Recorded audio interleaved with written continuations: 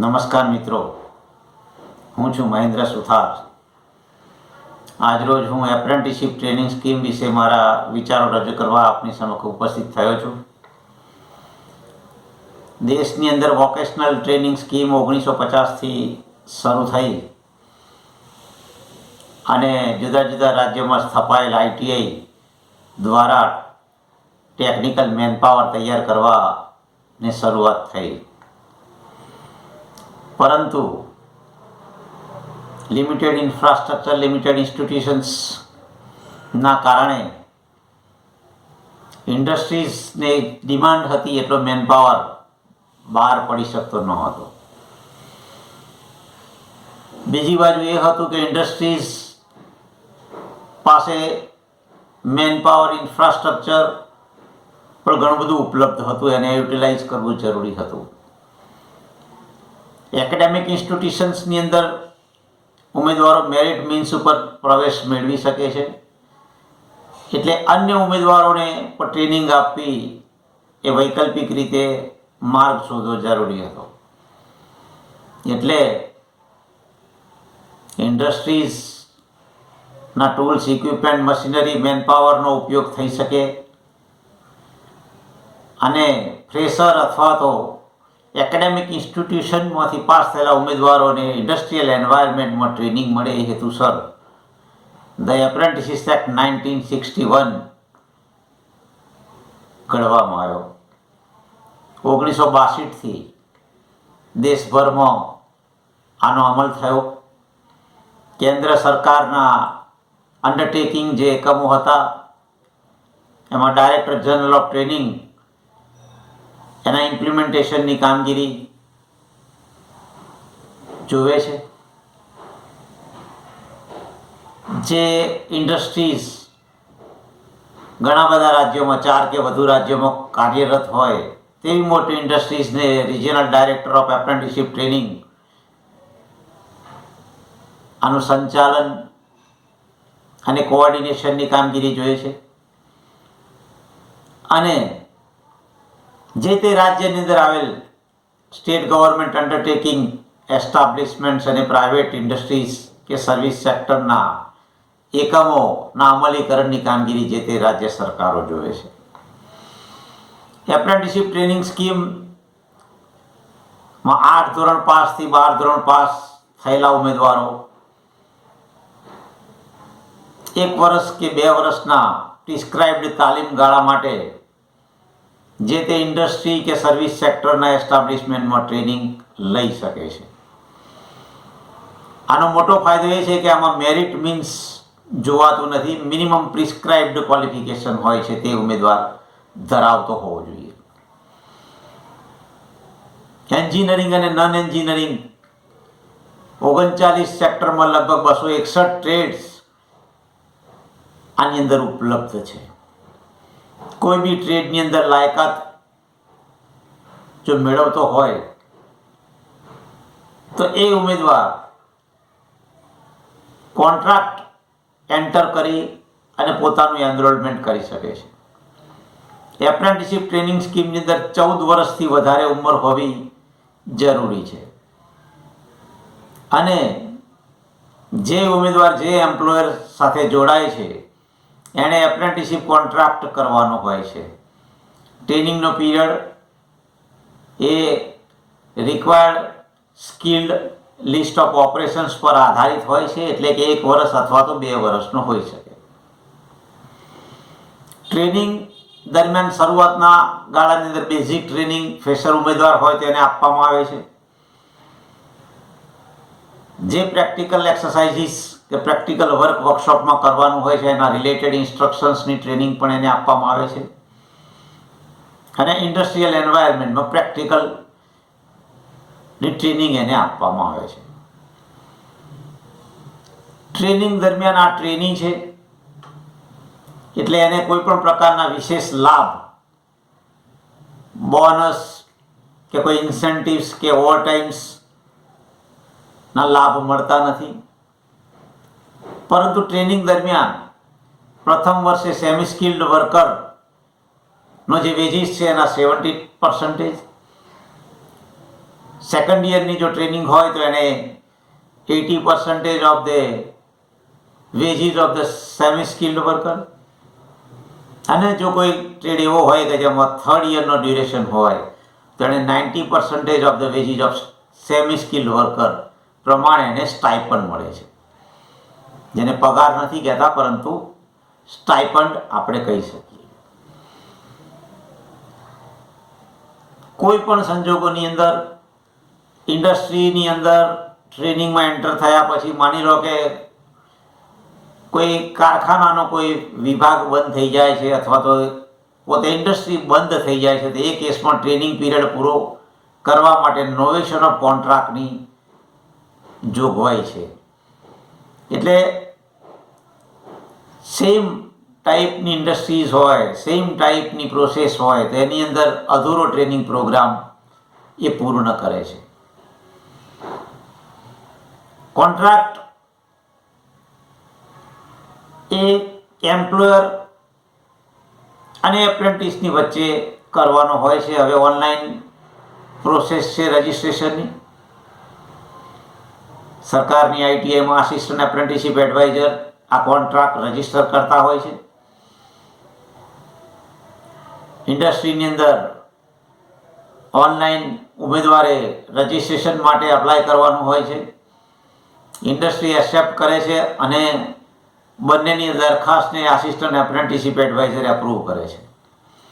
Assistant apprenticeship adviser એ mediator છે.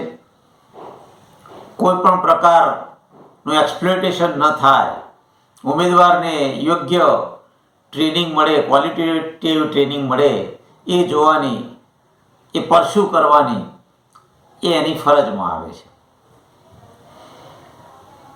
Engineering ઇન્ડસ્ટ્રીની અંદર કામ કરતા એપ્રેન્ટિસો માટે કામગીરીના જોખમને જોતા માની લો કે કોઈ પણ પ્રકારની એને ઇન્જરી થાય છે તો વર્કમેન કોમ્પેન્સેશન એક્ટ 1923 અનુસાર એને વળતર મળે છે.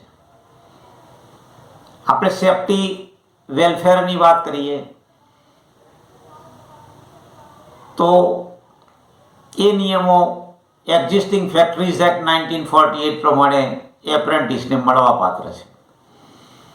એટલે એ શીખવું હોવા છતાં કંઈ થાય તો એને આ રીતે કાયદાનું પ્રોટેક્શન મળે છે. એટલે નોવેશન ઓફ કોન્ટ્રાક્ટની પણ જોગવાઈ છે કે એને ટ્રેનિંગ સેટિસ્ફેક્ટરી અન્ય જગ્યાએ પૂર્ણ કરાવી શકાય. પણ માની લો કે ટર્મ્સ એન્ડ કન્ડિશન એપ્રેન્ટિસ પરિપૂર્ણ નથી કરતો, નિયમિત નથી રહેતો, પંક્ચ્યુઅલ નથી રહેતો, ડિસિપ્લિન મેન્ટેન નથી કરતો, કોઈ પણ પ્રકારના કારખાનાના નીતિ નિયમોનું વાયોલેશન કરે છે, તો ઇન બ્રીચ ઓફ કોન્ટ્રાક્ટ ટર્મિનેશનની પણ જોગવાઈ છે કે એનો કરાર સમાપ્ત કરી શકાય છે. એટલે એક ઇન્ડસ્ટ્રીયલ એન્વાયરમેન્ટમાં તૈયાર થવા માટેનો આ સારામાં સારો ઉમેદવાર માટે સ્કોપ છે. જો ફ્રેશર ઉમેદવાર હોય તો એને પૂરા સમય માટે ટ્રેનિંગ લેવાની હોય છે, પરંતુ કોઈ જો આઈટીઆઈ પાસ આઉટ ટ્રેનીઝ હોય તો એને જે સમયગાળો આઈટીઆઈમાં ટ્રેનિંગ દરમિયાન પસાર કર્યો છે એનો રિબેટ મળે છે, એટલે કે એ વર્ષનો સમયગાળો એને બાદ મળે છે. ઓલ ઇન્ડિયા ટ્રેડ ટેસ્ટ લેવામાં આવે છે. 80% ફિઝિકલ હાજરી એને ઇન્ડસ્ટ્રીમાં આપવાની હોય છે અને જે સંતોષકારક ટ્રેનિંગ લે છે, જે તાલીમના અંતે નોર્મલી દર વર્ષે એપ્રિલ, મે અને ઓક્ટોબર, નવેમ્બર વર્ષમાં 2 વાર આઈટીઆઈ ખાતે નજીકની જિલ્લાની જે કંઈ નોડલ આઈટીઆઈ છે કે સેન્ટર નક્કી કર્યું તે એક્ઝામિનેશન સેન્ટર ખાતે પરીક્ષા આપવાની હોય છે. અને પાસ આઉટ ઉમેદવાર હોય એને નેશનલ એપ્રેન્ટિસશીપ સર્ટિફિકેટ એવોર્ડ કરવામાં આવે છે. એપ્રેન્ટિસશીપ ટ્રેનિંગ સ્કીમમાં કોમ્પિટિટિવ એક્ઝામની પણ જોગવાઈ છે. સ્કિલ કોમ્પિટિશન 15 ટ્રેડની અંદર યોજવામાં આવે છે. ડિસ્ટ્રિક્ટ લેવલે, રિજિયન લેવલે, સ્ટેટ લેવલે અને નેશનલ લેવલે જે એપ્રેન્ટિસો ભાગ લે છે, સક્સેસ થાય છે, એમના માટે સર્ટિફિકેટ અને કેશ એવોર્ડનું પ્રાવધાન છે. એટલે જે કોમ્પિટન્ટ ઉમેદવાર છે, જે એક્સ્ટ્રા ઓર્ડિનરી વર્ક કરે છે, એમના માટે ખૂબ સારામાં સારા સ્કોપ રહેલા છે. એપ્રેન્ટિસશીપ ટ્રેનિંગ સ્કીમમાં ટ્રેનિંગ પીરિયડમાં બદલાવ કરવો, સિલેબસમાં બદલાવ કરવો કે અપગ્રેડ કરવો, એના માટેની સેન્ટ્રલ એપ્રેન્ટિસશીપ કાઉન્સિલ છે. એ આ મોનિટરિંગ ઇમ્પ્લિમેન્ટેશનમાં મદદરૂપ થાય છે. એ એપેક્સ બોડી છે, જેમાં કેન્દ્ર સરકારના, રાજ્ય સરકારના અને એમ્પ્લોયર સાઇડના પ્રતિનિધિ હોય છે અને સમયાંતરે ટ્રેડ્સમાં જે કંઈ બદલાવની જરૂર હોય તે લાવી શકે છે. ઓનલાઈન રજિસ્ટ્રેશન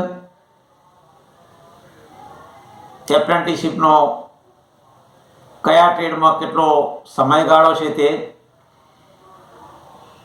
જે તે ડેઝિગ્નેટેડ ટ્રેડમાં સિલેબસમાં જે કન્ટેન્ટ છે તે અને અન્ય વિગતો ડિપાર્ટમેન્ટની વેબસાઇટ www.apprenticeship.gov.in ઉપર ઉપલબ્ધ હોય છે. અથવા નજીકની કોઈ પણ સરકારી ITI, ડિસ્ટ્રિક્ટ લેવલની હોય કે તાલુકા લેવલની હોય, એમાંથી માહિતી ઉમેદવારને મળે છે. એટલે 10 કે 11 ધોરણ કે 12 ધોરણ પાસ ફ્રેશર ઉમેદવાર હોય કે ITI પાસ આઉટ હોય, એમના માટે આ સ્કીમ ખૂબ જ ઉપયોગી છે. ઇન્ડસ્ટ્રીયલ એન્વાયરમેન્ટમાં જ્યારે તૈયાર થાય છે ત્યારે એના પ્લેસમેન્ટના મતલબ એબ્સોર્પ્શનના ચાન્સીસ વધી જાય છે. કારણ કે દરેક ઇન્ડસ્ટ્રીને પોતે તૈયાર કરેલો વ્યક્તિ જો પોતાના જ કારખાનામાં રાખવા માટે મળી જતો હોય તો એથી ઉત્તમ કશું નથી. એટલે એના એબ્સોર્પ્શનના ચાન્સીસ વધી જાય છે. પછી એ ટ્રેનિંગમાં એબ્સોર્બ થાય, પ્રોબેશનરમાં એબ્સોર્બ થાય કે રેગ્યુલર તરીકે એબ્સોર્બ થાય, પરંતુ શીખવા માટેનો આ સારામાં સારો એક સમયગાળો છે. એપ્રેન્ટિસશીપની અંદર દરેક પ્રકારના sector, mechanical, electrical, automobile, chemical, textile, printing, apparel, paramedical, દરેક પ્રકારના સબ્જેક્ટ ફિલ્ડને કવર કરવામાં આવે છે. આ વાત થઈ ટ્રેડ એપ્રેન્ટિસીસની. પરંતુ ઇન્ડસ્ટ્રીની અંદર સુપરવાઇઝરી કક્ષાના અને એન્જિનિયર કક્ષાના માણસોની પણ એટલી જ જરૂરિયાત રહે છે. એટલે 1973ની અંદર કાયદામાં એમેન્ડમેન્ટ આવ્યું અને પોલિટેકનિક્સમાંથી બહાર પડતા ડિપ્લોમા હોલ્ડર્સ અને એન્જિનિયરિંગ કોલેજમાંથી બહાર પડતા એન્જિનિયરિંગ ગ્રેજ્યુએટ્સના પ્લેસમેન્ટ માટેનો પણ કાયદો એમેન્ડ થયો અને એમના માટે પણ 1 વર્ષની ટ્રેનિંગ પીરિયડ એપ્રેન્ટિસશીપ તરીકે જોડાવવું હોય અને માન્ય ગણવામાં આવ્યું. તે જ રીતે 1986ની અંદર વોકેશનલ સ્ટ્રીમમાંથી જે બહાર પડતા ઉમેદવારો હોય એ લોકોને બેન્કિંગ ક્ષેત્રમાં કે અન્ય ઓફિસીસ કક્ષાએ વોકેશનલ ગ્રુપ માટેના ટ્રેડમાં એપ્રેન્ટિસશીપમાં જોડાવવું હોય તો 1 વર્ષ માટે એ પણ જોડાઈ શકે એવું પ્રાવધાન નક્કી કરવામાં આવ્યું. 2014ની અંદર ઓપ્શનલ ટ્રેડ ઇન્ટ્રોડ્યુસ થયા. સરકાર દ્વારા જે નોટિફાઈડ એટલે ડેઝિગ્નેટેડ ટ્રેડ સિવાયના કોઈ ટ્રેડ કે જે ઇન્ડસ્ટ્રી ઈચ્છતી હોય કે આ સ્પેસિફિક સ્કિલ અમે આપી શકીએ છીએ, એના માટે પોતે કરિક્યુલમ ડિઝાઇન કરાવીને એપ્રૂવ કરે તો એ ઓપ્શનલ ટ્રેડની અંદર પણ એપ્રેન્ટિસ રાખી શકે છે અને એ પણ એ પ્રમાણિત કરવાને પાત્ર બને છે. એટલે જુદી જુદી કેટેગરીના ઉમેદવારો માટે જુદા જુદા સ્કોપ રહેલા છે. ઇન્ડસ્ટ્રી કે સર્વિસ સેક્ટરના એસ્ટાબ્લિશમેન્ટને મદદરૂપ થવા માટે રોજગાર કચેરી દ્વારા જુદી જુદી ITI દ્વારા ભરતી મેળાઓનું આયોજન થાય છે. પાસ આઉટ ઉમેદવારોનું લિસ્ટ એમને પ્રોવાઈડ કરવામાં આવે છે અને પ્લેસમેન્ટ માટે પૂરેપૂરી આસિસ્ટન્સ મળવા પાત્ર છે. એટલે બંને પક્ષે ફાયદારૂપ છે. ઉમેદવારને પણ ફાયદો છે, એમ્પ્લોયરને પણ ફાયદો છે કે જે કક્ષાના ઉમેદવારો જોઈતા હોય તે માર્કેટમાં એડવર્ટાઇઝમેન્ટ આપીને પણ મેળવી શકે છે અને સરકારી સંસ્થાઓ અને કચેરીઓની મદદ દ્વારા પણ એ મેળવી શકે છે. ખૂબ સારી સ્કીમ છે, વાયબલ છે. હાલના તબક્કે દેશમાં લાખો ઉમેદવારો આ યોજનાનો લાભ લઈ અને નેશનલ લેવલનું પ્રમાણપત્ર મેળવે છે. સેમી ગવર્મેન્ટ કે કોર્પોરેશનની અંદર પડતી જગ્યાઓ માટે પણ આ સર્ટિફિકેટ માન્ય ગણાય છે. નિયમ અનુસાર કેજ્યુઅલ લીવ્સ અને અન્ય લાભો પણ ટ્રેની તરીકેના મળતા હોય છે. એટલે ઇનિશિયલ કેરિયર બનાવવા માગતા ઉમેદવારો કે જે વોકેશનલ ટ્રેનિંગ સ્કીમમાં રસ ધરાવે છે, જે અન્ય ટેકનિકલ હાઈસ્કૂલ કે સંસ્થાઓ કે આઈટીઆઈમાં પ્રવેશ મેળવી નથી શકતા, એમના માટે આ સારામાં સારી તક છે. આઈટીઆઈ પાસ આઉટ ઉમેદવારો માટે પણ રિબેટ મેળવી અને ઇન્ડસ્ટ્રીયલ એન્વાયરમેન્ટમાં તૈયાર થવાની સારામાં સારી તક છે. એન્જિનિયર્સ માટે, વોકેશનલ ઉમેદવાર માટે અને પોતાનું લાઇકિંગ ધરાવતા અન્ય ઓપ્શનલ ટ્રેડમાં જવા માગતા ગ્રેજ્યુએટ્સ, નન ગ્રેજ્યુએટ્સ ઉમેદવારો માટે બહુ સારામાં સારી તક છે. સરકારશ્રી દ્વારા ઉમેદવારને ચૂકવાતા સ્ટાઇપન્ડ રિમ્બર્સમેન્ટની પ્રક્રિયા પણ હાથ ધરાય છે.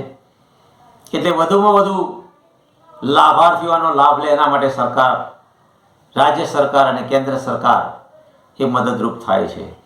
એટલે હું માનું છું કે કોઈ પણ સંસ્થામાં જઈને માહિતી લેજો, ઓનલાઈન માહિતી લેજો અને આ સ્કીમમાં જોડાઈને પોતાની કારકિર્દી બનાવશો તેવી હું આશા રાખું છું. ધન્યવાદ. Thank you very much.